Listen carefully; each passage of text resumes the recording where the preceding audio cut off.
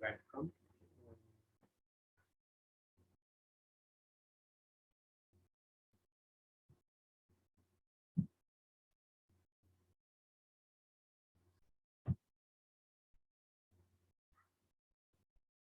In the next lecture of radar and TV engineering.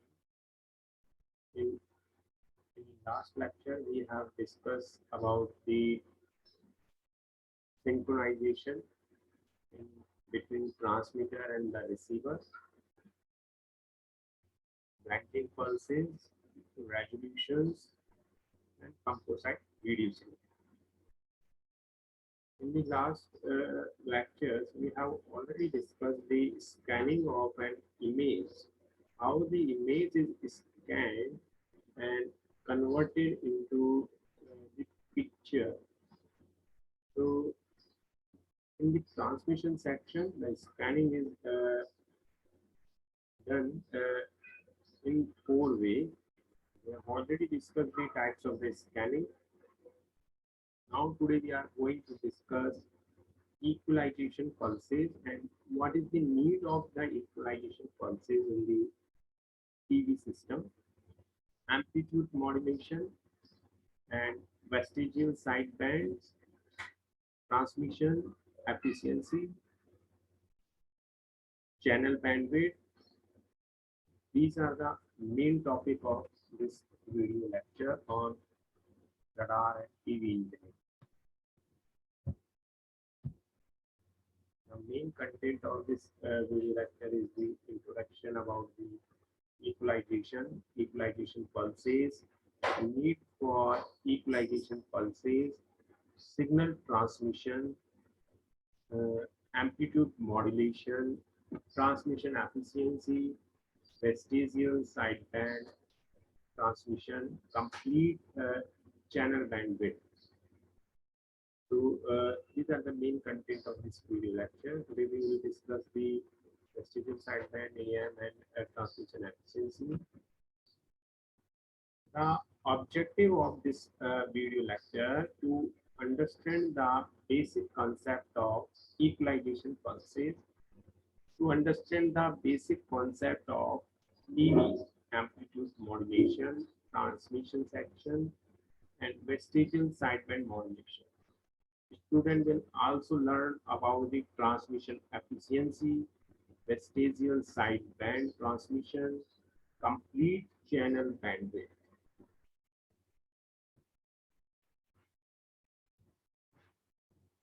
The outcomes of this video lecture, student will understand the concept of equalization pulses, need for equalization pulses in the TV transmission, signal transmissions, amplitude modulation, transmission efficiency, vestigial sideband that is known as VSB, complete channel bandwidth, and positive and negative modulation in the TV transmission system.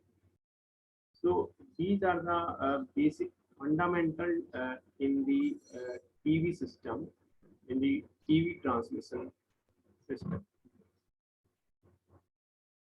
This is the book for the TV system,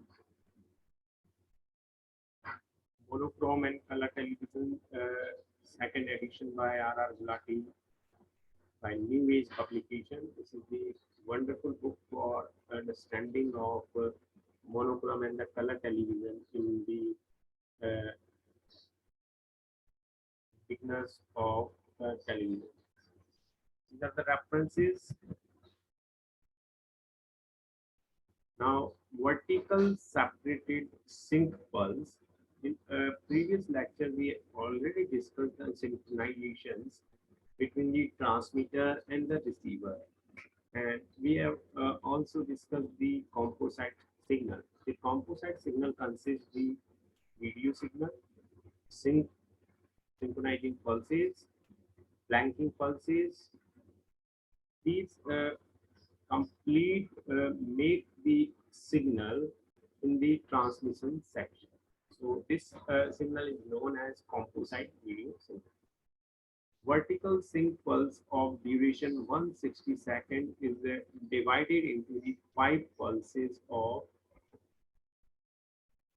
duration 32 that to 4.7 on 27 by zero point 0.3 of period.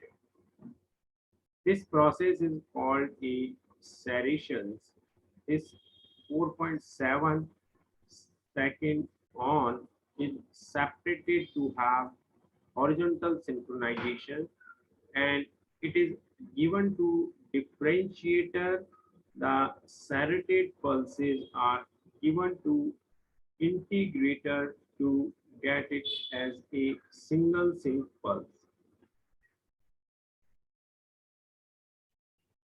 This is the figure showing that the pulses at the second field and pulses at the end of the first odd field integrator output.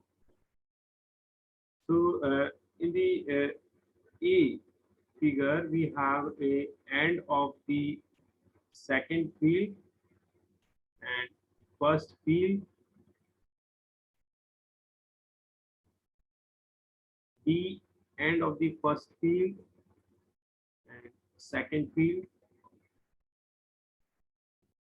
and the pulse for integrator is shown in the figure. So integrator is a device which is shown the output of the integrator after end of the second field triggering level after end of the first field. This is the time error trigger pulse for the vertical oscillator. But here for the odd and even field, there occurs time error due to the trigger level in both fields because of charging and discharging of the capacitor in the integrator. The time error due to trigger level of field is called as half-line discrepancies occurs. To avoid the half-line discrepancy, we are adding the equalizing pulses. Time error is because for the second field in the capacitor residual potential is 0, but for odd field charging occurs of first field, that is the 312.5 lines. So there is some residual voltage and half line discrepancy occurs.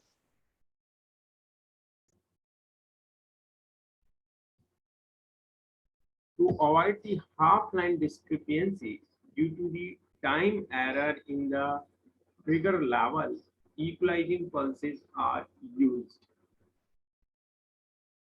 Clear? To avoid the half line discrepancy in the 625 lines, each field has 312.5 lines. So time error in a trigger level, equalizing pulses are used.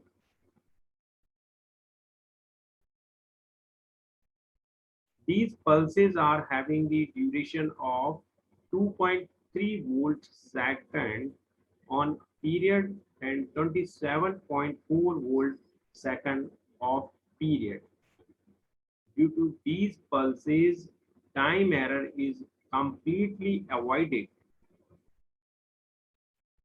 The pulses added before the vertical sync pulse are called as pre-equalizing pulse, and that added after the vertical sync pulses are called as post-equalizing pulse. Since the pulses are having a short duration 2.3 volts second, the capacitor is charged to only small value. So before the start of the vertical sync, during the both field, the capacitor is discharged to 0 level.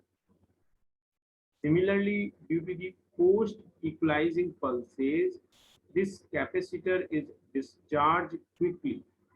If the discharge is slow, then the trailing edge of integrator may false trigger the oscillator.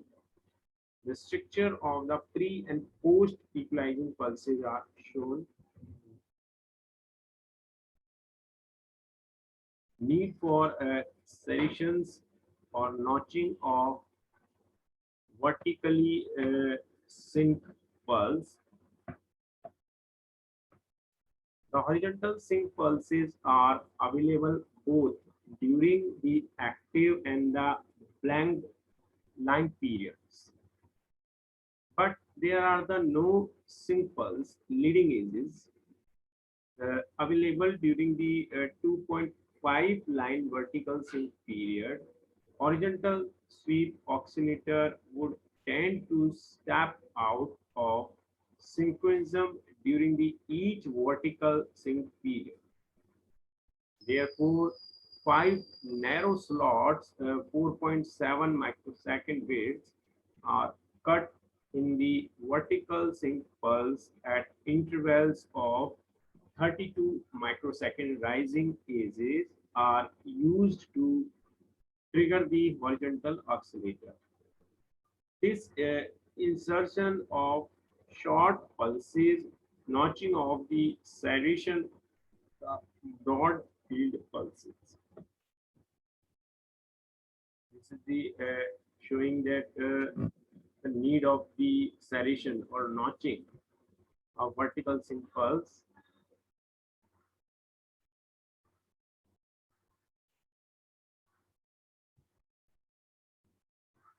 The horizontal and the vertical sync pulses are separated using an integrator and differentiator. The circuit shows that the differentiator and integrator circuit. In this composite video signal is applied to the sync separator, through which the sync is separate and sync pulses is separated, and the output of this sync separator is integrated output or the differentiated output. The horizontal sync information is the extracted from the sync pulse trained by the differentiation, that is the passing the pulse train through the high power filters or high pass filter. Leading edges are used to synchronize the horizontal scanning oscillator. Synchronization of the vertical sweep oscillator in the receiver is obtained from vertical sync pulses by integrator, that is the low pass filter.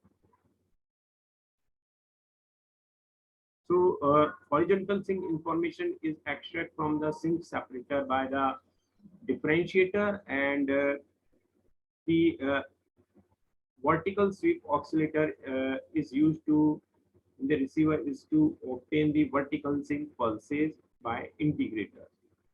So in the integrator we use generally low pass filter. In the differentiator we generally use high pass filter.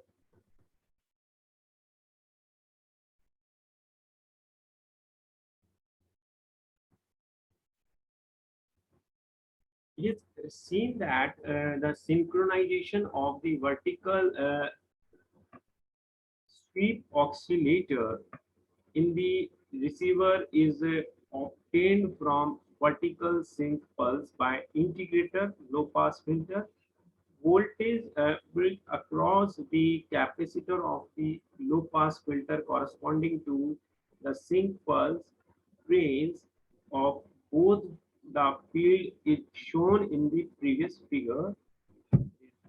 Shown in the figure, that is the pulse train at the sync pulse, integrator and differentiator. Each horizontal pulse causes a slight rise in the voltage across the capacitor, but this is reduced to zero by the time the next pulse arrives.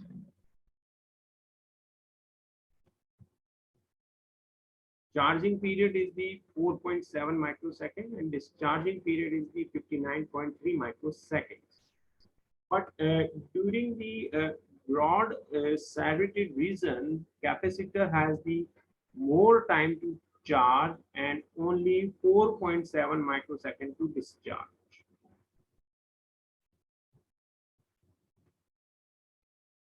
Situation is different from the beginning of the second field. Here the first horizontal pulse corresponding to the beginning of 330th line is separated from the first vertical pulse by 1/2 a line.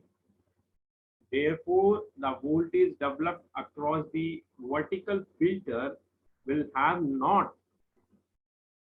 not have enough time to reach zero before the arrival of the first vertical pulse. Hence, the voltage developed across the output filter is somewhat higher at each instant as compared to the voltage developed at the beginning of the first field. That is, the oscillator get triggered a fraction of a second early as compared to the first field, upset the desired interlacing sequence.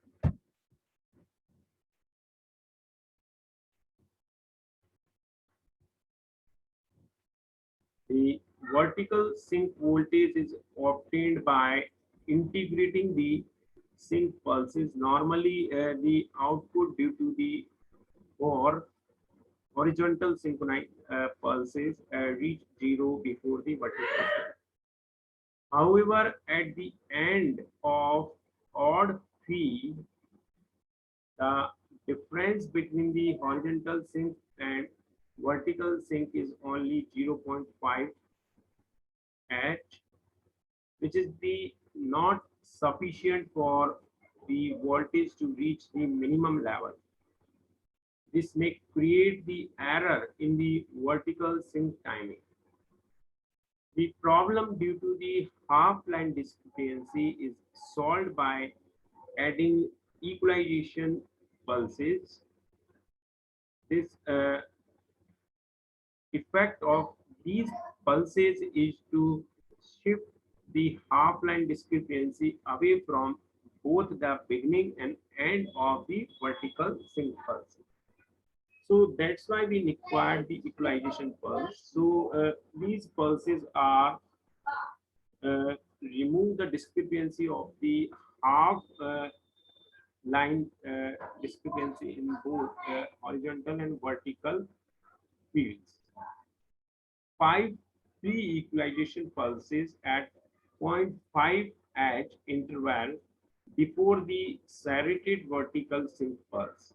5 post-equalization pulses at 0.5 H interval after the serrated vertical sink pulses.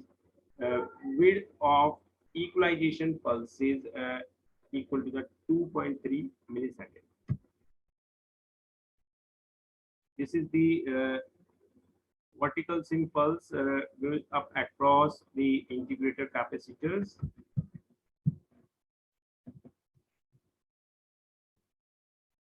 Field synchronization pulse trains of 625 lines TV system. How the field is scanned. Pulse train at the end of the second field.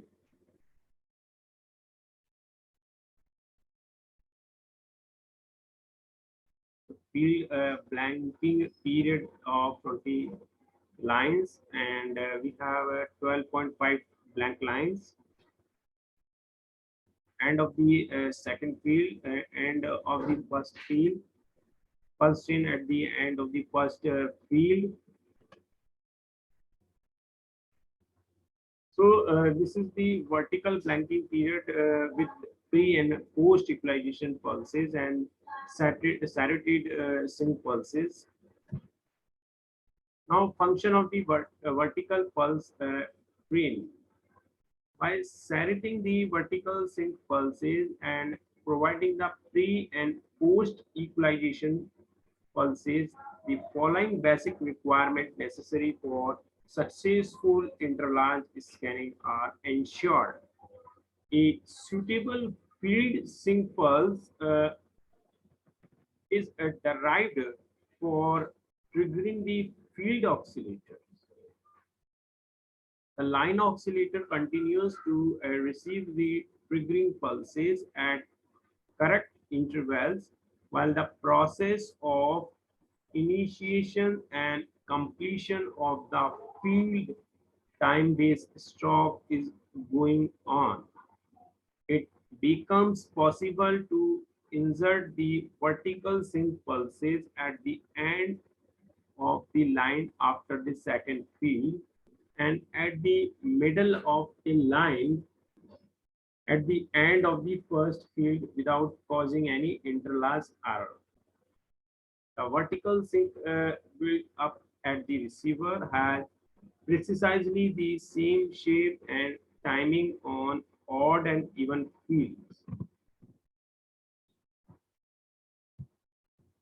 Now, a list of the TV standards, which is followed by worldwide in all countries, that is the FCC, that is Federal Communication Commissions. Second is the NTSC, National Television System Committee.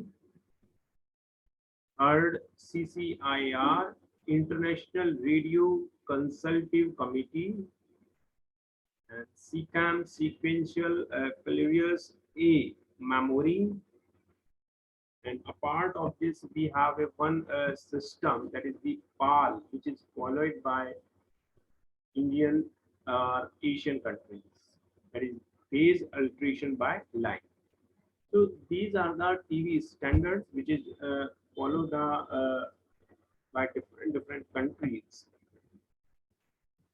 Now, signal transmission, need for modulation, length of the antenna. Only one channel can transmit poor radiation at the low frequency.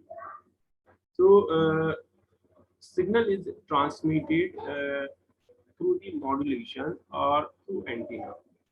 We have the modulate the signal with the carrier, and this signal is transmitted through the electromagnetic field waves as a produced by the antenna in the air, and only one channel can be transmitted.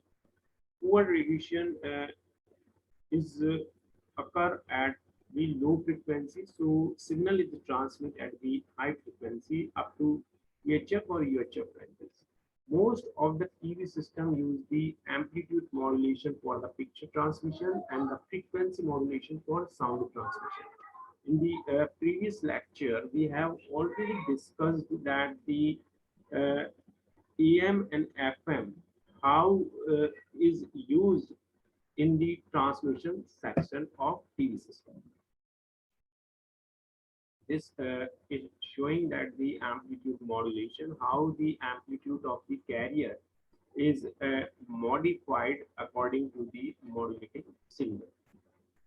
So carrier is a wave or unmodulated carrier is given here. That carrier is a wave which carry our baseband signal or our information signal to the particular distance. So here we have a sine wave of high frequency, that is the very high from the modulating signal or baseband signal or information signal, that is the unmodulated carrier. In the amplitude modulation case, the when signal is superimposed on the carrier waves, then the amplitude of the modulating signal is changed. Sorry, the amplitude of the unmodulated carrier is changed accordance with the carrier, accordance with the modulating signal. This is the phenomena of amplitude modulation when two waves are superimposed then the amplitude of the unmodulated high frequency carrier is changed with respect to the modulating signal, which is shown in the figure. So modulated wave have an amplitude of EC plus EM cos omega mt and minus EC plus EM cos omega mt.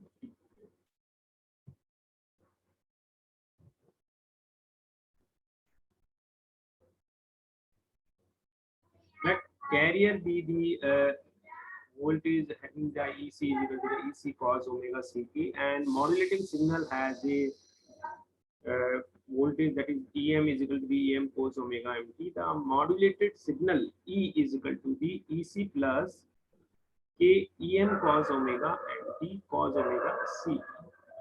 So it will become EC 1 plus M cos omega mt and outside of the bracket that cos omega CT, where the modulation index M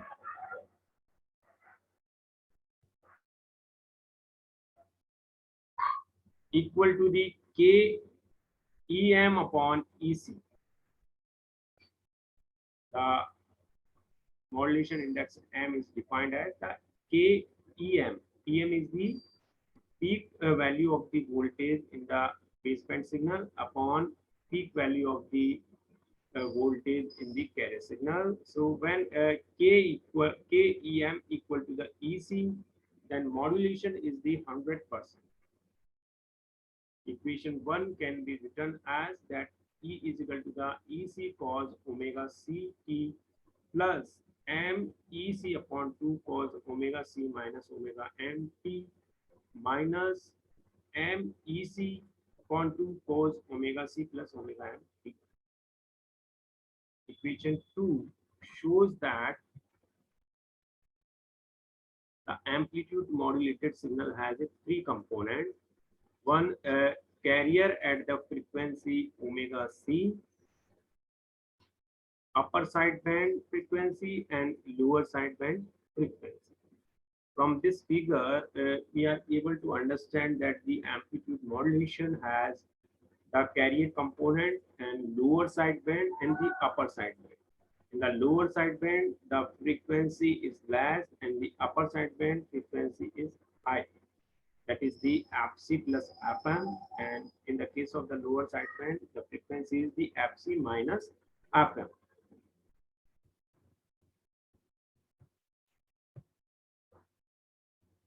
The maximum frequency of the modulating signal is the 5 megahertz in the 625 B system. That is the 625 PAL system has the video bandwidth signal is 5 megahertz, and the modulated signal will have a bandwidth of 10 megahertz for upper sideband and the lower sideband.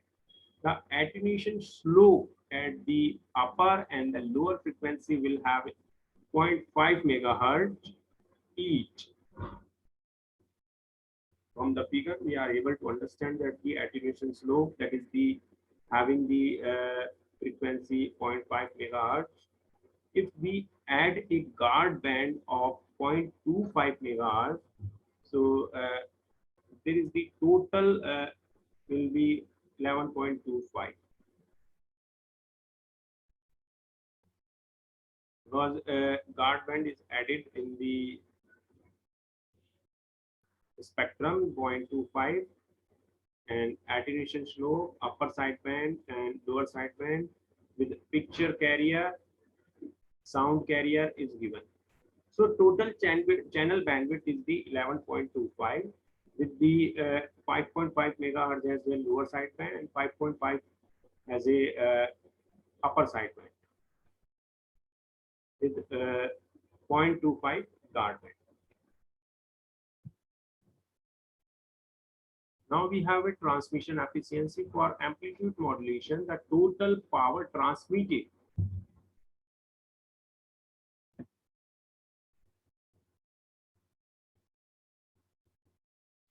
PT is equal to the PC plus PLSB plus PUSB. That is the power in the carrier frequency, power in the lower sideband, power in the upper sideband, and it will comes PC plus m square 4 PC plus m square by 4 PC, and it will comes PC bracket 1 plus m square by 2.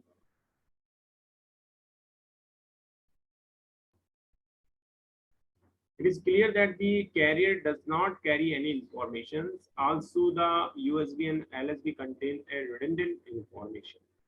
We can serve the transmitted power if we do not transmit the carrier. Similarly, we can increase the efficiency if transmit only one side band. However, the suppressing the carrier require a very stable and accurate local oscillator at the receiver side. A pilot carrier need to be transmitted if we are suppressing the carriers. In the summary, the vestigial sideband transmission is the best choice for the TV signal transmission. So we come and discuss the vestigial sideband for transmission of the TV signal. So vestigial transmission or VSD or vestigial sideband transmission, the bandwidth of the 11.25 megahertz reduced to the available number of the channels, increase the power requirement of transmitters. So part of the lower sideband is removed by the filter, and to overcome the difficulty in the most of the TV system use the vestigial sideband transmission. In 625 line system, the use and 0.75 megahertz of the LSB, lower sideband.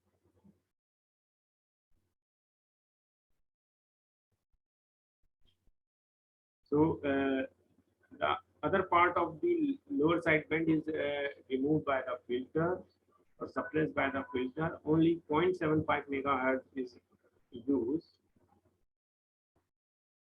This will ensure that the low frequency information, which is a very critical, is not lost.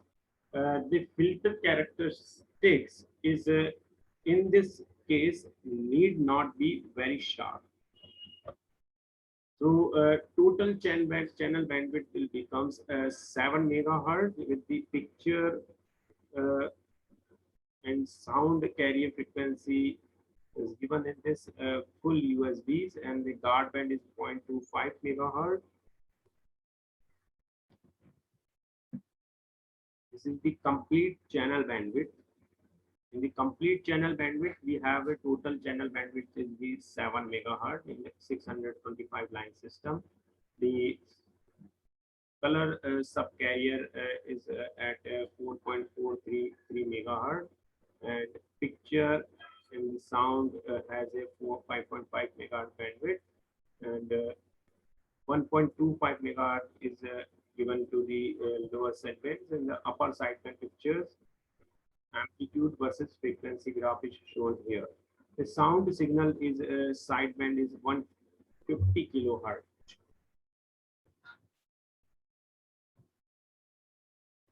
The sound carrier is always positioned at the extremity of the fully radiated upper sideband, and hence is 5.5 megahertz away from the picture carrier. This is its logical place since it makes for minimum interference between the picture and sound signal. The FM sound signal occupies a frequency spectrum of about plus minus 75 kilohertz around the sound carrier. However, a guard band of 0.25 megahertz is allowed on the sound carrier side of the television channel to allow for adequate inter-channel separation. The total channel bandwidth thus occupies the 7 megahertz, and this represents a band space saving of 4.25 megahertz per channel when compared with the 11.25 megahertz space, which would be required by corresponding double sideband signal. The frequency axis is scaled relative to the picture carrier, which is marked as 0 megahertz.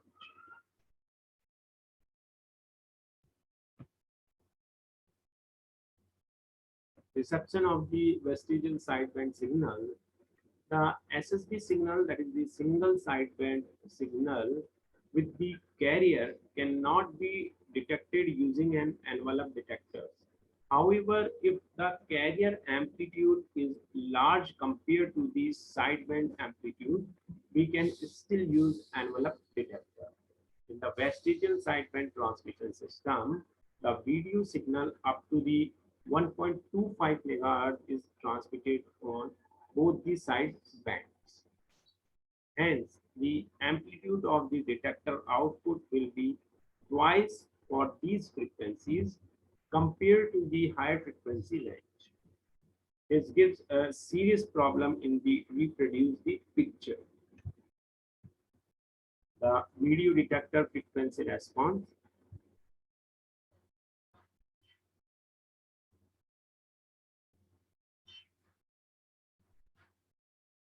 This is the how the video is detected uh, in the receiver system.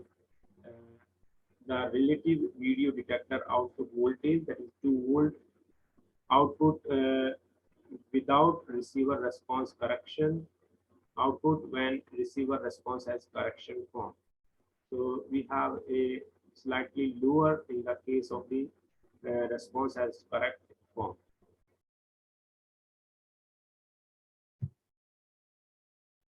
Vestigial sideband receiver characteristics. This is the picture showing the how the relative transmission output and relative receiver output. In order to correct the amplitude corresponding to the DSP portion, double sideband, up to 1.25 megahertz, the receiver frequency response is shaped unevenly. The picture carrier is placed halfway down the response curve. The response curve is shaped in such a way that the total gain corresponding to a frequency on either side of the carrier is unity. Demerits of vestigial sideband. A small portion of the transmitted power is wasted in the vestigial sideband filters. Since the carrier level at a receiver is placed at 50%, the signal to noise ratio is degraded. Some phase and the amplitude distortion can be happen due to the receiver characteristics. More critical tuning at the receiver is required to special shape of the receiver characteristics. So these are the some demerits of the vestigial sideband. It is very complicated type of the transmission, and receiver is very effective type of receiver is required because of the receiver has a some noise in this signal. So this type of noise is removed from the signal is a very difficult task. Now we have a channel bandwidth to signal is transmit the from transmitter to receiver by a particular channel. So for calculating the bandwidth requirement, consider the chess board pattern as shown in the figure. This is the scanning spots, vertical bar pattern for determination of amplifier requirement. As the electron beam scans from the left to right, corresponding to a black area, low voltage level is produced. Corresponding to the white area, high voltage level is produced. We get an alternate peak and low voltages. So here the output of the horizontal resolution pulses. Now calculate the bandwidth requirement. The number of the peak per line equal to the number of the white areas. That is the horizontal resolution upon 2. Horizontal resolution is the 533 upon 2, that is the 267 approximate. That is the number of the cycles per line is equal to the 267. Period of one cycle is the active period of one line upon the number of the cycles. So channel bandwidth is the for video signal transmission is the 5 megahertz in the TV transmission system.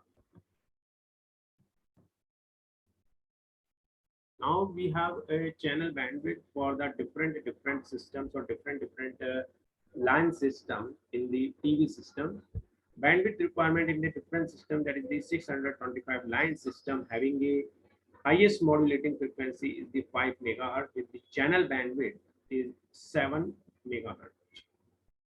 525 line system has a highest modulating frequency is the 4 megahertz, that is the video bandwidth, and the channel bandwidth is the 6 megahertz. And 899, that is the French system, highest modulating frequency is the 10.4 megahertz and channel bandwidth is 14 megahertz. So these are the three systems.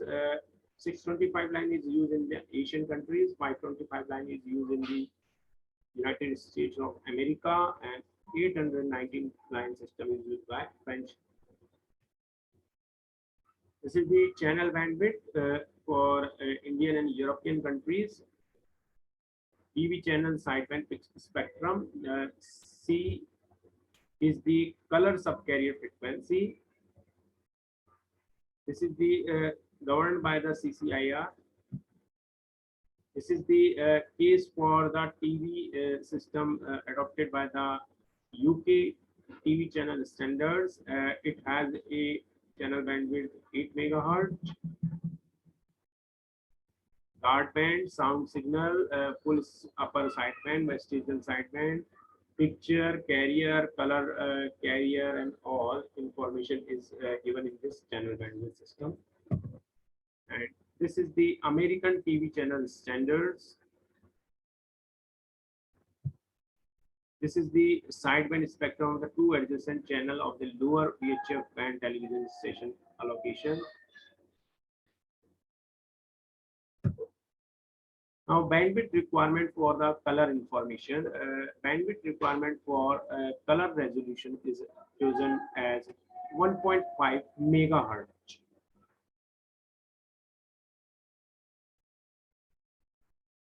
This is because human eyes can perceive only the brightness for a small object rather the color. For large object, we can perceive the color and the brightness. The color detail can be accommodated in the 5 megahertz channel bandwidth. This is the positive and the negative modulation. If the intensity of the picture brightness cause increase in the amplitude of the modulated envelope, it is called positive modulation. If the intensity of the picture brightness cause decreases in the amplitude of the modulation, it is known as negative envelope. It is called negative modulation. Why negative modulation is used in the TV transmission system? Effect of the noise and interference on the picture signal is minimum. With positive modulation, signal for the white has maximum amplitude and hence maximum. Power causing transmitter to operate in the non-linear region and distortion. In the negative modulation, the maximum power is the corresponding to the blanking and the sync pulse. And the distortion is not a problem. Easy to separate the sync and the blanking pulses in the case of the negative modulation. Receiver get a stable reference for AGC, automatic control. So these are the main basic reason for negative modulation is used in the TV transmission system. On the basis of the fundamental theory of the TV, we have some multiple choice question. So question number one says that modulation is done in A, receiver, B, transducer, C, between transmitter and radio receiver, D, transmitter. Question two, in the TV transmission picture, signal is dash modulated.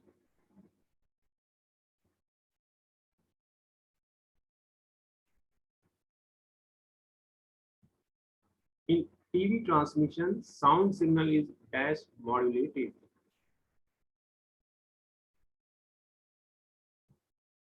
Square law modulators are A, used for the frequency modulation, B, used for pulse width modulation, C, used for amplitude modulation, D, used for phase modulation. Number 5. What is the role of a transmitter in the communication system? A, to decode a signal to be transmitted. B, to convert one form of the energy into the other. C, to detect and amplify the information signal from the carrier. D, to produce the radio waves to transmit data. Sixth number question, what is the maximum transmission efficiency?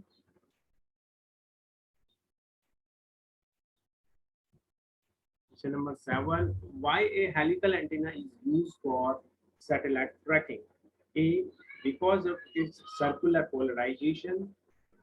B, because of its broad bandwidth. C, because of its low bandwidth.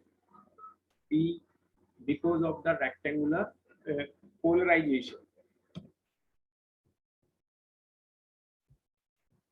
Question number 8, which of the one of the following noise become of the great importance at high frequency?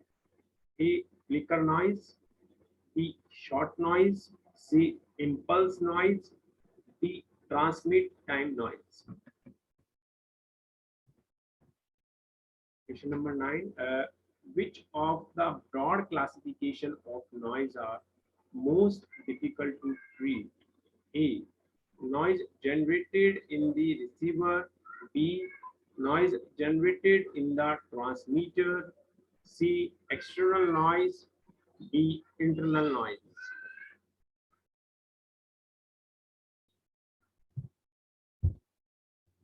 Last question number 10, which of the steps is not included in the process of the receptions?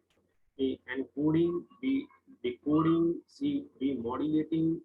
D, filtering.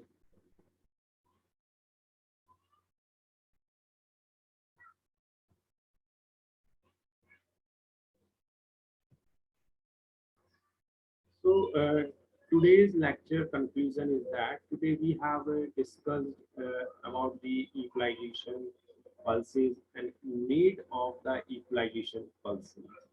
After that, we have discussed the transmission efficiency and amplitude modulation, how the signal is transmitted or picture information is transmitted into the transmission system in the television system. And after that discussion of the AM, we have discussed a very important transmission technique, that is the vestigial transmission, sideband transmission in the TV system is used in the TV transmitter systems. So we have discussed the merits and demerits of the VSP, and we have also discussed the channel bandwidth for the different systems, how much the channel bandwidth frequency and carrier frequency is used at different television systems by adopted by different countries. At the last, we have discussed the negative and positive modulation techniques and why we use the negative modulation transmission technique in the TV system. So today's lecture is describe about the equalization and equalization pulses and the vestige side plan. Thank you.